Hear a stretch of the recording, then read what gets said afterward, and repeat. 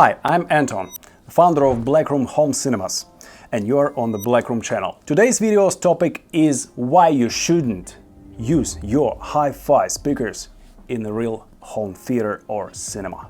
It's gonna be very interesting, so stay till the end. Let's go.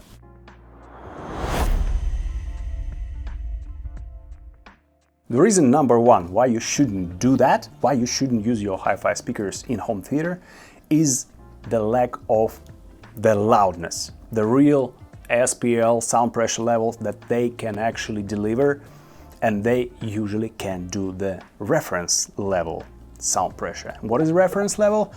It's kind of 105 dB in peak on your listening reference position where you sit and watch all of your movies. You gotta have to be able to hear what the sound editor and sound mixer with the director heard in their mixing room when they were mixing the real movie that you are trying to watch. And that place is called mixing stage.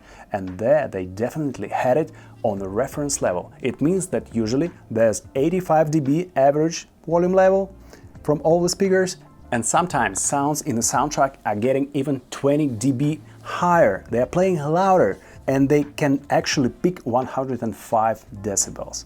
That is very loud. And that is the case where almost every usual typical HiFi speaker will not handle the pressure.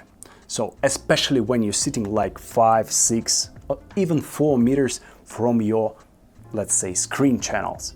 This is all because such HiFi speakers were designed to actually play quite calmly, or sometimes a little bit more louder, classical, pop music, and they were not designed to actually play a reference soundtrack with the reference sound pressure levels. That is why. And that is actually normal, because almost every time you want to listen to your stereo, your favorite stereo tracks, you just sit and relax. You don't get it cranked up to crazy levels. You can't handle that levels for the very long period of time. You just want to sit and relax, or even listen that music in as a background when you work or something. But the movie soundtrack is the opposite thing, and you only starting to believe in what you see on the screen when the sound that immerses you there, that envelops you from all the sides, is actually very much alike the real sounds that you know how they sound in the real nature, in the real environment. You know all that sounds. You know how the engine roars. You know the sound of real gunshot, especially if you went to hunt or somewhere on a shooting range. You know all that sound, that great volume and dynamics. You know how it sounds. And when it doesn't sound like that, you just know that it's just a TV show. It's not a real life, and that is not the real cinema as it was intended for you to actually digest when you are located in a real home theater or great high-performance media room like I am sitting now. This is one of Blackroom's project. It's a real media theater, 7.4.4 Dolby Atmos system that really delivers. And these are the real examples where the HiFi speaker, typical HiFi speaker, won't be able to reproduce flawlessly almost every time on that kind of volume. That kind of loudness is just not applicable to that particular HiFi speaker, because it wasn't designed to do that. And that is why it's not suited to reproduce a soundtrack in a real home cinema. Reason number two why you shouldn't use your HiFi speaker in a home cinema application is the lack of dynamics. Dynamics, or even SPL dynamic range that is limited, and you don't have the extra headroom. What is dynamics? Dynamics is typically the speed from where you have the smallest sound in your soundtrack, you can hear that, and then suddenly there's a very loud sound, like snappy sound, like a gunshot, like something cracks, and you really start to believe in it.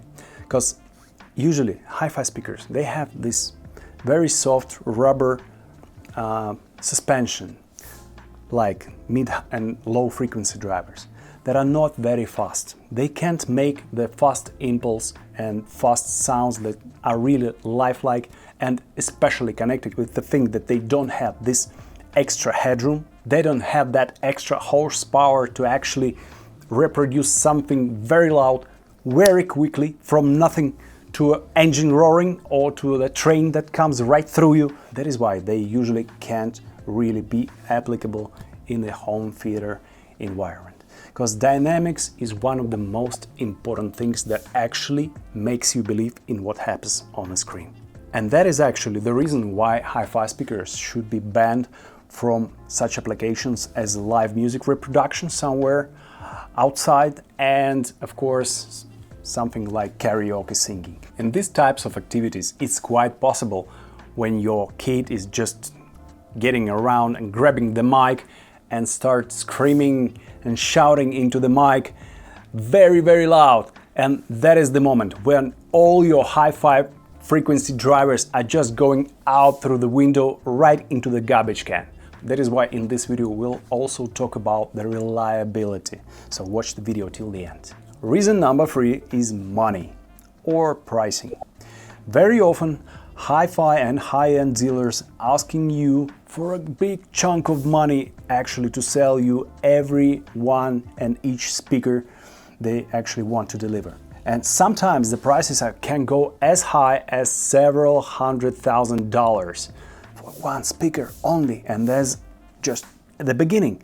There are golden wires, snake oil, and of course lots and lots of amplifiers, preamplifiers, electronics, and sometimes very, very expensive high-end stereo system can actually cost more than $1 or even $2-3 million. That is crazy. And very often most of that money will actually go into what and how the speaker is actually looks like and what it's made of, what it's finished especially. Usually there's some kind of very, very expensive high gloss coated veneers or very expensive metals or sometimes even stones, half gemmed stones. That is what they actually make their high-end speakers of, and that's where your money will go to. And only after that the money will actually go to the engineering and component side of things. So first of all, they actually will spend your money on how the speaker is looking. It has to look very expensive. And only after that your money will go to the components and to the engineering of how the speaker is actually designed and how it's made and what it's made of inside. And that are the things that actually affect the quality of sound it will really deliver to your ears. But still, very often, even this doesn't discourage first 2 reasons, because even very, very, very expensive speakers quite often has the same characteristics, sensitivity-wise, power handling-wise, that actually affect how loud can it play, like the regular hi-fi or mid-high-end speaker. So money and price very often doesn't mean anything regarding how loud can the actual speaker play. And I'm not gonna just say the things without any proof. I will prove it all to you. So watch the video till the end. We'll get deep dive in the calculator, acoustical calculators, and I will actually show you on the real examples that that is complete truth. And even better, it would be if you just subscribe to the Blackroom channel for you not to miss very, very informative and entertaining videos that all are connected to the home cinema thing, because we are actually building the real home cinemas, guys. Yeah, that's what we do. By the way, friends, if you are actually looking to buy yourself a set of real home theater specialized speakers, you don't have to spend more than like $3,000–5,000, especially for the surround channels. Because for that kind of money, you can easily find yourself a truly dedicated home cinema speaker that will be able and capable of delivering high SPL levels, reference SPL levels in typical amount and typical volume room for your home theater. So that is kind of midpoint of where the prices are for the dedicated, correctly engineered speakers with correct type of drivers that can actually play loud and can actually play where you want it to play, and not just sit there looking great, playing music, but not very capable. Reason number 4, why you shouldn't actually buy any hi-fi or high-end speaker for your home theater or cinema is the design and ergonomics. Because very often hi-fi speaker is a standalone, floor standing or bookshelf speaker that is very bulky, that it's very deep, especially the floor standards. They are sometimes very high. High-end speakers, sometimes, very often actually, they look like big giant coffin. It's like a big box with many different shapes that can actually be like a piece of art, but it has to stand alone and has to stand in your living room, and you have to like pay attention and take a pleasure of having it actually in your cabinet, in your room. And it's a standalone piece of furniture, and very often it's not very wife friendly. You know, guys, most of my subscribers are, of course, are guys and men. You know what I'm talking about. When your wife comes into the room and you bought yourself a nice pack of 7.4 surround system, you stack the room whole with the floor standers and bookshelf speakers, and you sit and watch your favorite movie. Of course, she won't actually like that kind of change in your living room, because now there's like extra 11 pieces of furniture. Very often it's not very wife friendly, and you have to dust them up every week, and there's a big chance where your kid or your dog just passing through and just stick their finger into the tweeter, which costs several hundred or $1,000, and the speaker is broken.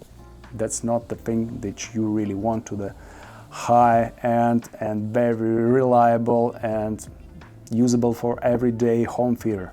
You don't want to be the guardian of your speakers from all your loved ones. No, you don't want to do that. And even if you would like to actually use those kind of speakers into the real home cinema, where they actually incorporate them all into the walls, you hit them into the walls and you hit them behind the acoustically transparent fabric, very often you won't be able to do that because of their bulkiness, their depth. They are very deep, and they are not sometimes very deep or like big. They are designed to be separately standing on the floor, far from any kind of walls, because they have the ports. They have the bass reflex ports somewhere in the back or down below, and you just can't take them and mount them in your buffer wall. That would be just impossible, or even if you have the space, and if you do that, they won't be playing as they were designed to play. They will have a lots room gain, and they will have like a big bass jump into the bass region, and they will actually boom all of your room with the extra bass that you don't really want in your home theater. And here you can actually ask me, Anton, what about the custom install in-wall speakers that almost every hi-fi brand now has the line of very convenient custom install in-wall, in-ceiling speakers? What about them? Can we use them in real home theater? Yes and no. And no, you know why? Because they're using the same type of drivers that you will find in the hi-fi line of the same brand speakers. They're usually using the same drivers. And the same drivers mean what?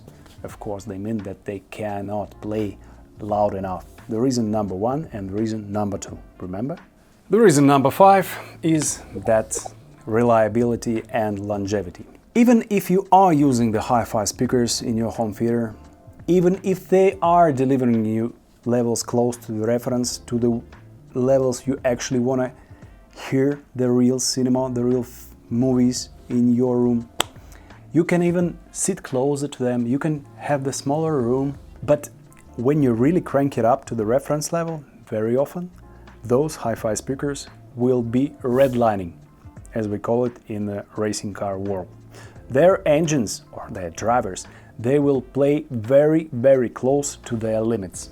And that means that if you want to crank it up a little bit more suddenly, when you went late home, you had a couple of drinks and now you want a rock concert, you do that and you can easily burn several of your hi-fi frequency dome tweeters just in seconds, like that. Many repair shops are really full with those types of speakers with burnt out high frequency drivers, and that is the truth.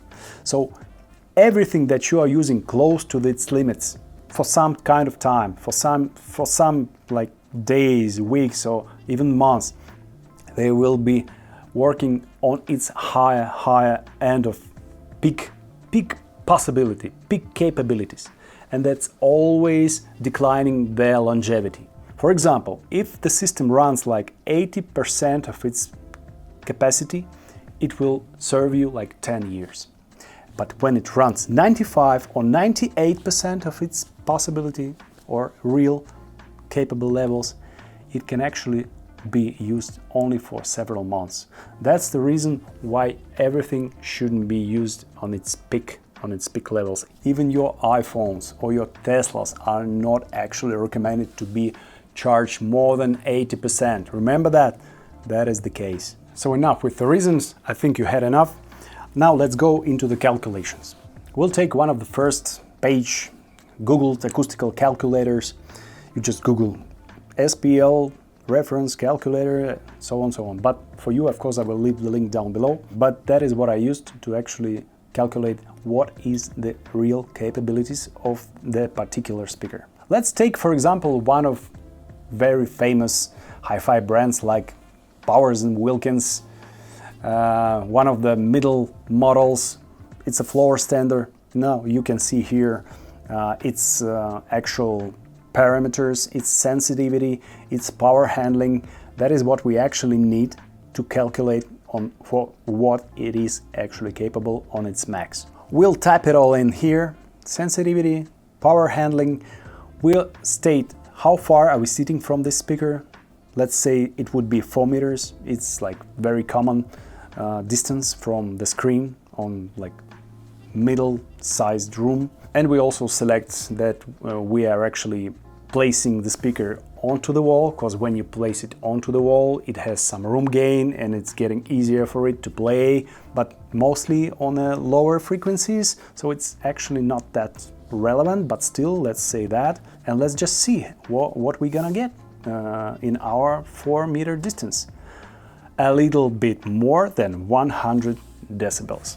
Compared to 105, it's actually don't compare. So it's not able to actually deliver you the reference levels peaks.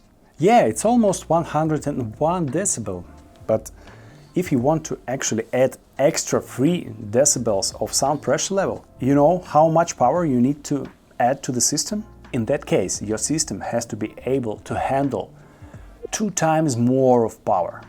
For example, for that speaker it was like 150 watts, and it has to be able to actually handle 300 watts. And imagine what's gonna happen when you actually apply 300 watts to that speaker.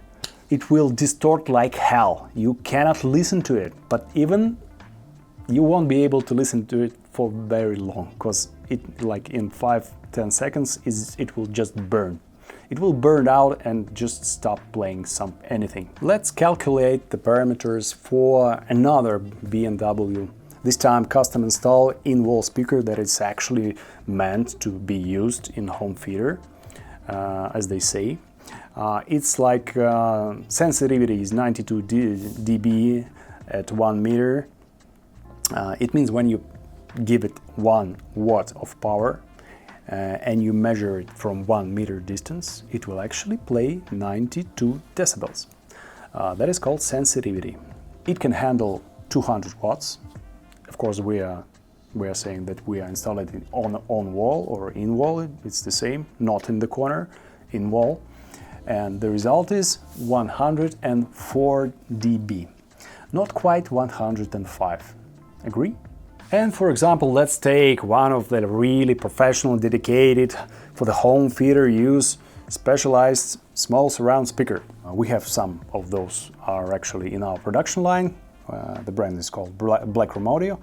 Let's just test the smallest speaker, which is called SAT6-C. It is based on professional coaxial driver that has the compression driver in the center of it, and it has the sensitivity of 92 decibels, and it can actually handle 600 watt peak. So the peaks will even give you much more, so 3 times more. And the result is 106 dB, just to compare. So it can easily reproduce the reference levels, and especially for the surround. And we are talking about 4 meter distance. Imagine how loud it can actually play when you place it on a surround as it's meant to be. And the surround channels are usually much closer to your ears, and of course it will handle the reference level easily. And that is what is called a specialized professional speaker for the home theater use, home cinema use, I would even say. But still, we don't recommend to use them on the LCRs, on the front channels, because it's gonna be redlining. We don't want it to be redlining. We want it to play easily. They reproduce sounds flawlessly without any distortion. That is why we have another speaker. Let's test another speaker, the bigger one, the bigger brother, that is called LCR10. LCR10 is already 99 dB sensitivity, and it handles 800 watt peak. Yeah, those are real professional speakers. And see what happens. On the 4-meter distance, you can easily get 113 up to 119 decibels. That is huge. There's huge headroom that you can actually play loud. You can actually crank the system up and use it on the real concert levels. And how loud is the concert? It depends on where you're actually there in the concert, but sometimes, very often times, it is much louder than the regular commercial cinema experience. So this system will be able to reproduce that. And that is what's called the real specialized speaker that is designed and built to use in the home theater and reference home cinema. Make up your minds, guys, you know better. In the end of this video, I would still like to say that HiFi and high-end speakers could really be used in the home theater environment and use cases.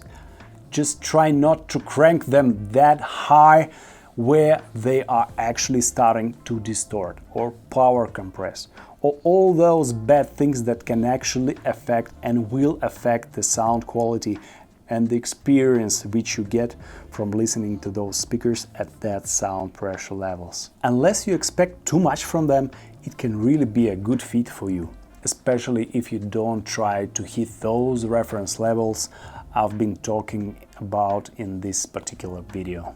And the smaller your room is, the more applicable would be any type of speaker. Because the closer you are taking any kind of speaker to your ears, it's getting much easier for that speaker and the amplifier that is connected to that speaker actually play loud into your ear. So in very small room, even some kind of like Bose speakers, for God's sake, will actually be able to reproduce that 105 dB peak sound pressure levels. But still, you know better, guys, you always gotta have a nice headroom, that it's always good.